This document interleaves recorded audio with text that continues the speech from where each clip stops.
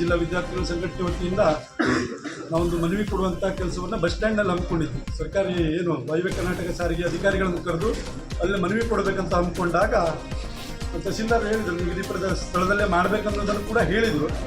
ಆದರೂ ಕೂಡ ನಾವು ಏನು ಮಾಡಿದ್ವಿ, ಅಲ್ಲಿ ಬಸ್ ಸ್ಟ್ಯಾಂಡಲ್ಲಿ ಎಲ್ಲ ವಿದ್ಯಾರ್ಥಿಗಳು ನೇರವಾಗಿ ಸೇರ್ತೇವೆ. ಅದೇನೋ ಒಂದು ಕಡೆ ಈಗ ಆಗಿದೆ, ನಮ್ಮದು ಬಸ್ ಸ್ಟ್ಯಾಂಡಿಂದ ಮತ್ತೆ ಇಲ್ಲಿ ಬರಲಿಕ್ಕೆ ಕಾಲೇಜಿನ ಸಮಯ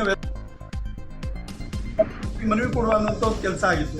ಆದರೆ ಏನು KSRTC ಅಧಿಕಾರಿಗಳು ಯಾವತ್ತೂ ಅಲರ್ಟ್ನಲ್ಲಿ ಇಲ್ಲದೆ ಇದ್ದವರು ಇವತ್ತು ಬಂದುಕೊಂಡು ಒಂದು ಬಸ್ಸಲ್ಲಿ 70 ಜನ ಹಚ್ಚುವಂಥ ಕೆಲಸವನ್ನು ಮಾಡಿದ್ದಾರೆ. ಅದ್ರ ವಿಡಿಯೋ ಕೂಡ ನಮ್ಮ ಹತ್ರ ಇದೆ. ಒಂದು ಬಸ್ಸಲ್ಲಿ ಹೆಚ್ಚಿನ ಪಕ್ಷ ಮೆಕ್ಯಾನಿಕ್ ಏನಿದ್ದಾನೆ ಅವನು ಬಂದು ಬಸ್ಸಲ್ಲಿ ವಿದ್ಯಾರ್ಥಿಗಳನ್ನು ತುಂಬ್ತಾ ಇದ್ದ.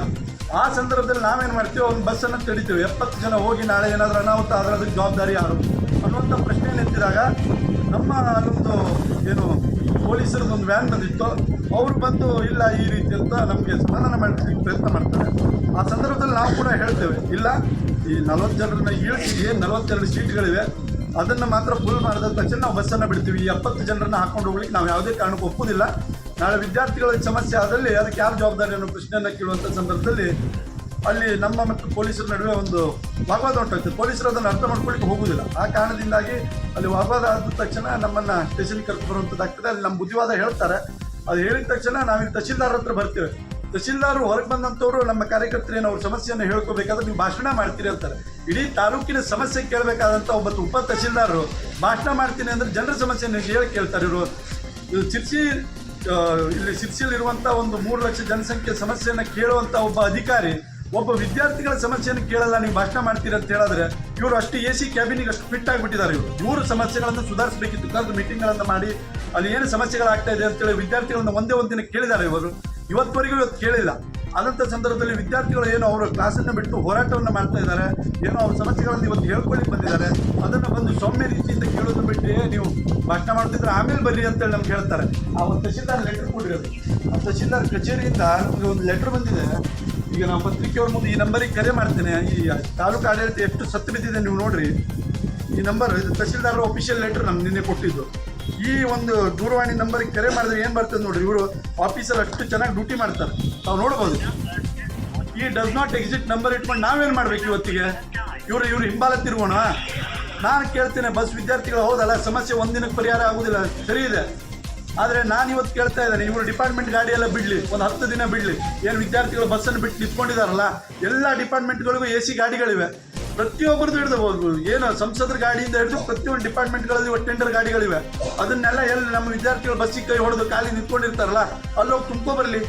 ಒಂದಿನ ಕೊಡ್ಲಿಕ್ಕಾಗತ್ತೆ ಇವ್ರಿಗೆ. ಇವ್ರು ಜೀಪ್ ಇಲ್ದಿದ್ರೆ ಇವರು ನಡೆಸ್ತಾರ? ಸರ್ಕಾರ ಇವ್ರಿಗೆ ಸೌಲಭ್ಯ ಕೊಟ್ಟಿದೆಯಲ್ಲ. ಏನು ನಮ್ಮ ಸಾರ್ವಜನಿಕರಿಗೆ ಇವತ್ತು ವ್ಯವಸ್ಥೆಯಿಂದ ಒಂದು ಬಸ್ ಸೌಲಭ್ಯ ಆಗ್ತಾ ಇದೆ, ಅದು ಯಾಕೆ ಸರಿಯಾಗಿ ಆಗ್ತಾ ಇಲ್ಲ? ಇವ್ರ ಕಾರ್ಯಗಳು ಹೆಂಗೆ ಮೇಂಟೈನ್ ಆದ್ರೆ ಇವ್ರು ಸುಮ್ಮನೆ ಇರ್ತಾರ? ಸರ್ಕಾರಕ್ಕೆ ಅರ್ಜಿ ಹಾಕೊಂಡು ದುಡ್ಡು ತೊಗೊಳ್ಳೋದಿಲ್ವ ಇವರು? ಅಂದರೆ ವಿದ್ಯಾರ್ಥಿಗಳಿಗೆ ಸಾರ್ವಜನಿಕರಿಗೆ ಸಮಸ್ಯೆ ಆಗ್ತಾ ಇದ್ರೆ ಸಮಸ್ಯೆ ಆಗೇ ಇರಲಿ ಅನ್ನೋದು ಇವ್ರ ಮನೋಭಾವನೆನ. ಇವತ್ತು ನಮ್ಮ ಧರಣಿ ಏನಿದೆ, ತಹಸೀಲ್ದಾರರು ಒಂದು ಸಸ್ಪೆಂಡ್ ಆಗಬೇಕು, ಇಲ್ಲ ಅವರನ್ನು ಇಲ್ಲಿಂದ ಟ್ರಾನ್ಸ್ಫರ್ ಮಾಡಬೇಕು. ಎರಡೇ. ಅಲ್ಲಿವರೆಗೆ ನಾವು ಧರಣಿಯಿಂದ ಹೇಳೋದಿಲ್ಲ. ನಮ್ಮ ಕಾರ್ಯಕರ್ತರು ಕೇವಲ ಕಾರ್ಯಕರ್ತರಿಗೆ ಬಂದಿದ್ದೇವೆ. ಹೆಚ್ಚು ಕಡಿಮೆ ಬಸ್ ಸ್ಟ್ಯಾಂಡಲ್ಲಿ ನೀವು ನೋಡಿದ್ರೆ ಪೊಲೀಸ್ ಇಲಾಖೆಗೆ ಗೊತ್ತು 300ರಿಂದ 400 ವಿದ್ಯಾರ್ಥಿಗಳು ನಾವು ಸೇರಿದ್ವಿ. ಅವರನ್ನು ನಾವು ವಿಶ್ವಾಸಕ್ಕೆ ತೊಗೊಂಡಿಲ್ಲ.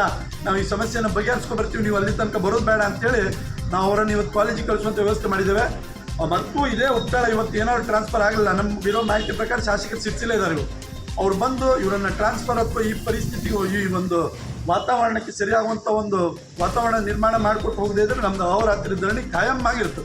ಈ ಸಂದರ್ಭದಲ್ಲಿ ನಾನು ಕೇಳಲಿಕ್ಕೆ ಇಚ್ಛೆಪಡ್ತೀನಿ.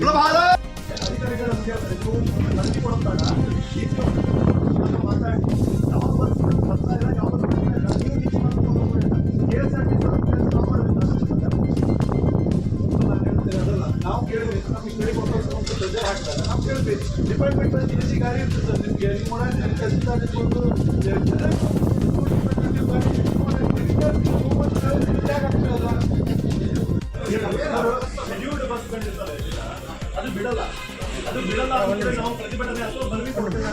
ವೀಕ್ಷಕ ಮಹಾಪ್ರಭುಗಳೇ, ನಮ್ಮ ಚಾನಲ್ ಅನ್ನು ಸಬ್ಸ್ಕ್ರೈಬ್ ಮಾಡಿ, ಶೇರ್ ಮಾಡಿ, ಪ್ರೋತ್ಸಾಹಿಸಿ.